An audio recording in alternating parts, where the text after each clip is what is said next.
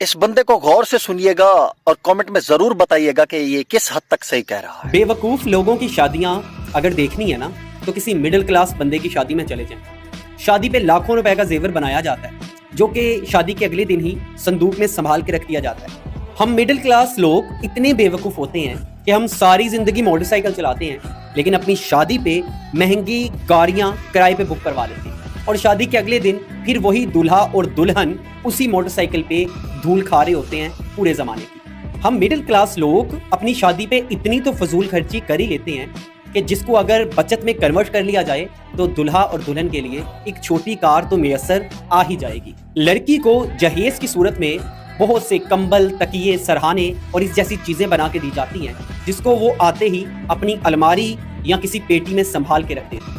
और ये लाखों रुपए की इन्वेस्टमेंट अगर किसी बिजनेस में की जाए या कैश की सूरत में लड़के और लड़की को दे दी जाए तो हो सकता है वो अपनी जिंदगी के स्टार्टिंग के जो डेज हैं कम से कम उन्हें ही अच्छे से एंजॉय कर लें। इससे भी घटिया बात भला क्या है कि लड़की के लिए दोनों तरफ से ऐसे सूट और जूते लाखों रुपए की मालियत के खरीदे जाते हैं जो सिर्फ लोगों को दिखाने के लिए होते हैं कि जो मेहमान आएंगे हम उनको ये दिखाएं। और वक्त गुजरने के साथ वो चीज़ें आउटडेटेड हो जाती हैं, वो फैशन खत्म हो जाता है और वो चीज़ें, वो लाखों रुपया ऐसे ही ज़ाया हो जाता है। लेकिन हम मिडिल क्लास लोगों से जब पूछा जाए ना कि तुम अपनी मैरिड लाइफ में खुश क्यों नहीं हो तो उनका एक ही जवाब आता है, मेरे पास पैसे नहीं, मेरे पास वसाइल नहीं। लेकिन हमने अपनी शादी पे जो 20 लाख रुपए की फजूल खर्ची की है वो हम लोगों को दिखाने के लिए करते हैं ताकि बरादरी में इज्जत हो जाए, बरादरी में शान और शौकत कायम हो जाए। कि शादी पे 15 से 20 लाख लगाने से बेहतर है सादगी से शादी करो